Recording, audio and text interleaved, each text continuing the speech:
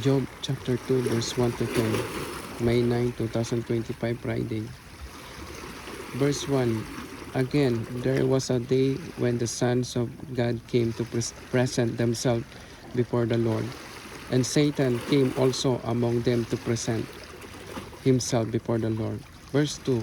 And the Lord said unto Satan, From whence comest thou? And Satan answered the Lord and said, From going to and fro in the earth, and from walking up and down in it. Verse 3.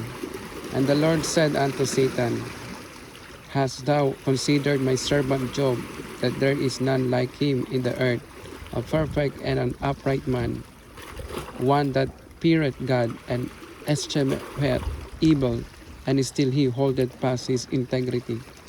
Although thou movest me against him to destroy him without cause. In verse 4, and Satan answered the Lord and said, Skin for skin, yea, all that a man had will he give for his life.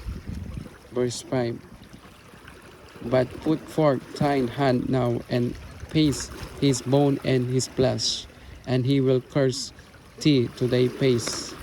Verse 6, and the Lord said unto Satan, Behold, he is at thine hand, but save his life. Verse 7, so went Satan forth from the presence of the Lord, and strike Job with some sore boils from the sole of his foot unto his crown. Verse 8, and he took him a potsherd to scrape himself withal, and he sat down among the ashes. Verse 9, then said his wife unto him, Dost thou still retain thine integrity? Curse God and die. Verse 10, but he said unto her, Thou speakest as one of the foolish women of speaketh. What? Shall we receive good at the hand of God, and shall we not receive evil? In all this did not Job sin with his lips. Amen. Title, Save His Life. My best verse, verse 6. My challenging verse in verse 10 said, Shall we not receive good at the hand of God, and shall we not receive evil? Oh, shall we not receive? In verse 10 said, Shall we receive good at the hand of God, and shall we not receive evil? My discussion debate, Son of God, he said, here in this chapter said, save his life. Satan came is to test skin for skin, bone and flesh. Son of God, to save us, to seek and save the lost. Satan, to destroy the life. Son of God, according to John 3:16, for God so loved the world, he gave his only begotten Son to save us. He died for us. Satan, going back and forth, going up and down to destroy the life of people.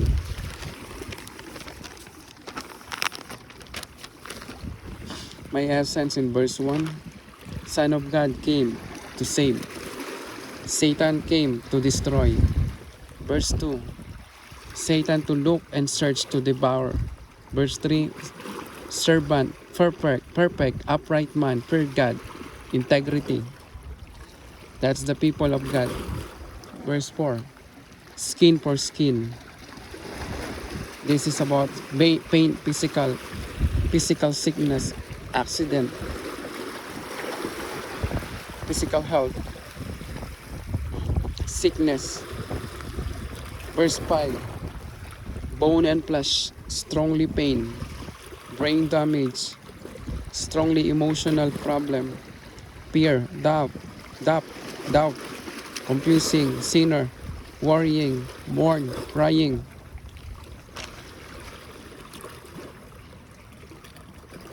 Verse 6, He is thy hand. He is in the thy hand, but save his life. Thine hand allowing evil to his life. Allowing the evil to the people of God. Save his life, not to kill. Verse 7. Satan start and striking, allowing his power to overcome the people of God. Verse 8. Job did something to lessen his pain. People did something to lessen his pain. Went to hospital to check up. Asked someone to pray for him. To do testing and pray. To fasting and pray. To read the Bible. To do the quiet time. To be active in the church. To help other people. To give the tithes and offering. Verse 9. Enemy among our brother and sister. They see us weak. They see us sinner. As you can see, when Jesus said to Peter, get away, you evil. When Jesus said that to Peter, see us, we are different from them. They see us, we are different from them. People who advise negative to us. People don't trust you. They start nothing trust. People start not to trust you. They've been judged to your life. Verse 10. A foolish woman shall we receive good at the hand of God, and shall we not receive evil. My personal reflection. This is only my hope for me to cross and pass the river or the circumstance that I'm facing. God said, save his life. God spoke with the evil, the enemy that I am facing right now. I am facing trouble right now. That makes me weak, physically and emotionally. In terms in my job, in terms of my taekwondo career, in terms of my dignity, in terms of my financial, in terms of my freedom, in terms of my rights, in terms of my confidence, in terms of my joy, in terms of my happiness, in terms of my hope, in terms of my passion, in terms of my power, in terms of my health, in terms of my vision, in terms of my goal, in terms of my plan.